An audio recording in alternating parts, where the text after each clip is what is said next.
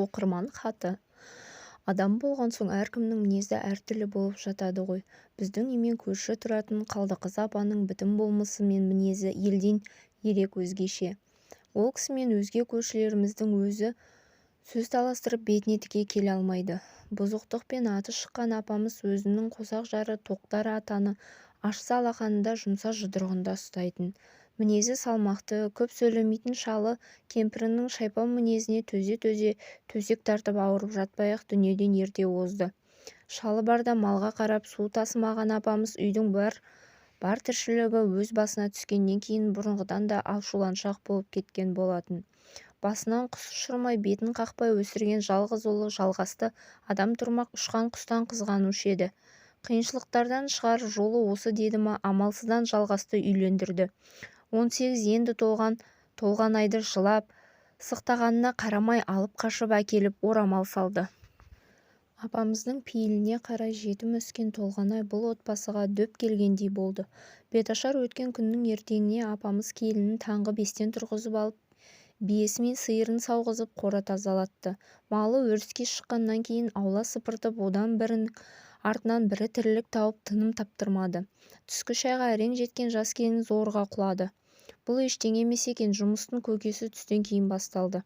5 жылдан бері жиналған малдың қиын жас келінге тезек істеу үшін жалаң аяқ илеттірді. Арасында бие сауып, одан қалса кешкі малдың келетін уақыты, тамақ істеу сияқты абыр-сабыр тіршіліктен келіннің миы ашыған соншалық бірінші күні-ақ тауы шағылды.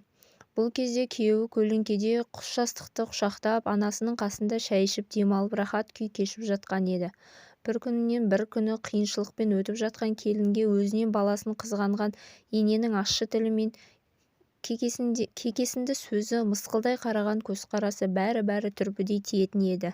Келін болып түскеніне ай толғанда той күні белгіленді. Келінге кигізетін той көйлегін Қалдықыз апамыз қаладан өзі барып алып келді. Ертең той болады деген күні түнде келінін ұйықтатпай еті мен бауырсағын пісіртіп алды да ертесіне баласы оны қой кезегін бағуға жіберді. Бұны естіп көріп отырған көршілер таң қалып, жағамызды ұстадық. Шыжыған ыстық күнде екі беті күнге тотығып, аяқ-қолы күс-күс болып жарылып кеткен келін бейшара күн ұясына қонар сәтте малды айдап жетті-ау әйтеуір ауылға. Артық сөзі жоқ. Бірдеңе десе аузына құм құятын енесіне жәутеңдеп қараған толғанай енді не істейін деп бұйрық күткендей сыңайда. Бұл жағдайда көріп тұрған мен шыдай алмай кеттім. Келін-ау, не қарап тұрсың, тезірек жуынып киінсеңші дедім. Мұны естіген енесі де, иә, былжырамай тездет дегені.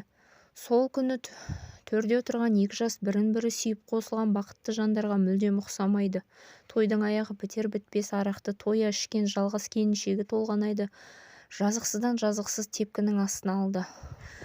Қалдықыз апамыз ұлына қой деудің орнына сорлы қатын, соған сол керек, шымылдығың желбіреп жетісіп қалып едің, бажылдап жүрді.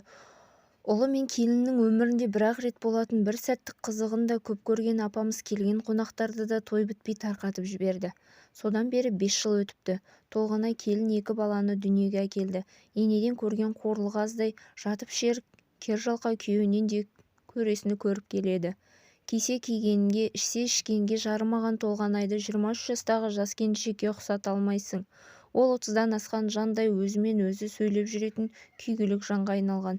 Жазықсыз жас адамның өмірін тәлкек еткен Қалдықыз апамыз сау адамды ауру етіп отыр. Өзіне ешқашан шаң жуытпайды. Осындай пиғылды адамдар ортамызда көптеп кездесіп жатады. Оларға Алла өзі жазасын берсін дегеннен басқа не айтуға болады? Я оқырман, толғанайдың тағдырын баяндап отырып жүрегің ауырады. Оған алдағы өміріне Алла жар болып бақытты болуын тілейміз.